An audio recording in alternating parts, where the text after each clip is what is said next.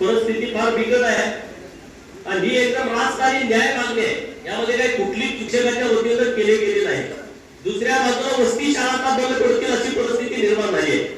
सरकार एका बाजूला म्हणतोय हम दो हमारे दो आणि दुसऱ्या बाजूला म्हणतोय शाळेत पोरं नाही.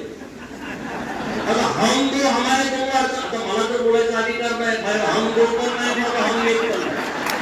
परंतु आता लोकप्रतिनिधी म्हणून बोलण्याची आवश्यकता आहे.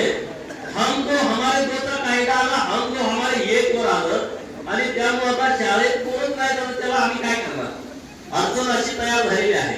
आणि त्यामुळं जर वसती शाळा एवढं मोठं स्ट्रक्चर तयार आहे, इतका मोठा पैसा सरकारनं त्या व्यवस्थेवरती खर्च केला आहे, आता त्या स्ट्रक्चरचं पुढे करायचं काय असा बाका प्रसंग सरकारच्या पुढे आलेला आहे.